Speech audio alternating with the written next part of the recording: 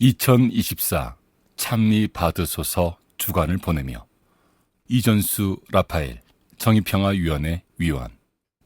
올해 4월은 근대부터 인류가 기상 관측을 시작한 이래 전 지구적으로 가장 더운 4월이었다. 우리나라 4월 일평균 기온이 섭씨 21.1도였고 계절상 봄인데도 불구하고 우리나라 기상 관측 역사상 가장 높은 4월 평균 기온이었다. 3, 4월 평균 기온이 상승하면서 벚꽃의 개화 시기도 앞당겨졌다. 대기 과학자들은 이런 기후 변화가 작년 말부터 동태평양에서 발생한 엘니뇨 현상에 의한 결과라고 해석한다. 기후 위기에 관심이 높아진 지금 엘니뇨 현상이 이상기후 현상으로 보이지만 사실 과거에도 주기적으로 나타났으며 이는 지구 해양과 대기 사이의 열 평형에 따른 자연적 현상이었다. 그런데 기후 위기 상황에 왜 엘니뇨 현상에 주목을 하는가? 그 이유는 엘니뇨 현상으로 발생하는 기후 변화 폭이 점점 극단적으로 나타나고 있기 때문이다. 과거에도 엘니뇨 현상이 발생했으나 지금의 우리가 현재 목격하고 경험하는 기후 위기로 이어지지는 않았다. 2015년 12월 12일 195개국이 채택한 파리 기후협약 이후 화석 연료의 사용량은 전혀 줄지 않았다. 대기 중 이산화탄소 농도가 증가하면서 평균 기온이 증가하고 지구 해양과 대기 사이의 열 평형이 깨지면서 주기적으로 나타나는 엘니뇨 현상은 더 이상 자연스럽지 않게 된 것이다.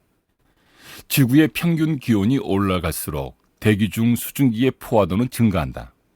대기에 수증기가 공급되면 비가 내릴 확률이 증가하고 비가 내리면 더욱 많이 그리고 강하게 내린다.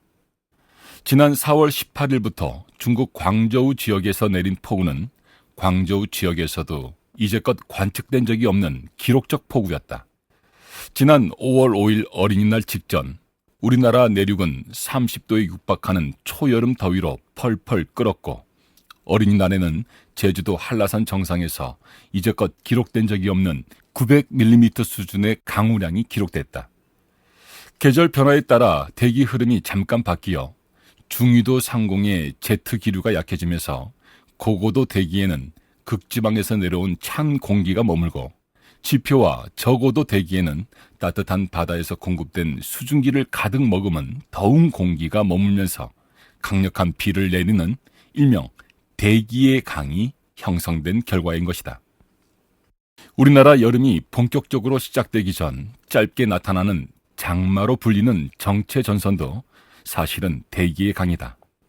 장마는 매년 비슷한 시기에 짧은 기간 동안 나타났다가 사라지고 장마가 끝나면 북태평양 고기압이 확장하면서 우리나라 특유의 무더운 여름이 시작된다는 일종의 자연스러운 신호였다.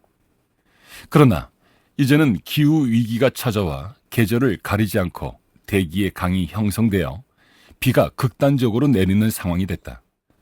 기후 위기는 단순히 평균 기온이 오르는 현상의 결과가 아니다.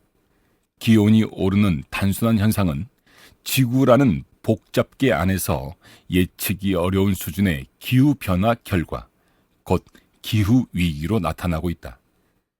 과거와 다른 양상으로 전개되는 기후변화는 인간 생활의 전반에 영향을 주고 있고 더 나아가서는 지구 생태계 전체에 영향을 주고 있다. 교종 프란치스코의 회칙 찬미 받으소서 반포 이후 한국 천주교회는 찬미 받으소서 7개년 집중행동을 시작했고 가톨릭 기후행동은 7년 동안 이어지는 집중행동 기간 동안에 매년 찬미 받으소서 주간을 보내고 있다. 올해 찬미 받으소서 주간에 참여한 기후위기 활동가들 사이에는 탈석탄법 제정을 촉구하는 목소리가 도드라졌다. 이 모든 변화의 직접적 원인은 화석연료 사용량 증가에 따른 대기 중 이산화탄소 증가 때문이며 이 증가는 인류의 활동에 의한 것이다. 대기 관측을 시작한 이래 산업혁명부터 지구 평균 기온의 증가가 더욱 가속화되었다는 것은 과학적 데이터로 증명된 사실이기 때문이다. 우리나라는 신재생에너지 생산보다는 화석 연료를 이용한 화력발전과 원자력 핵발전으로 전력 생산의 대부분을 충당하고 있다.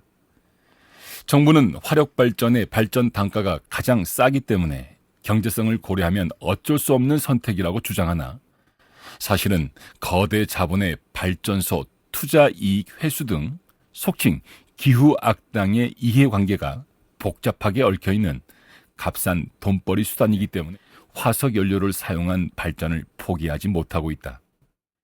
기후 악당에게 화석 연료 발전은 그 단가가 낮아 투자 대비 이익률이 높겠지만 그 이익은 공동의 집인 지구에서 살아가는 모든 생명을 착취하고 죽인 대가다. 대기 과학자들은 그 대가를 치르는 날이 지구 평균 기온 1.5도를 넘기는 시점이라고 예측하고 있다. 그런데 평균 기온 1.5도 상승의 시기는 예상보다 더 빨리 다가올 것 같다.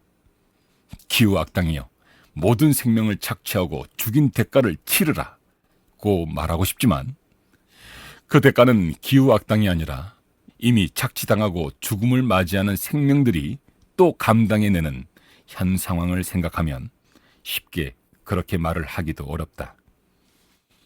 찬미 받으소서 주관의 개막 미사에 참석한 정의당 강은미 국회의원은 21대 국회에서 탈석탄법 등 기후위기 대응에 필요한 입법이 충분한 수준에서 이루어지지 않았다고 아쉬움을 나타냈고 22대 국회에서는 국회의원들이 21대 국회에서 마무리 짓지 못한 기후위기 입법을 잘 마무리해주면 좋겠다고 당부했다.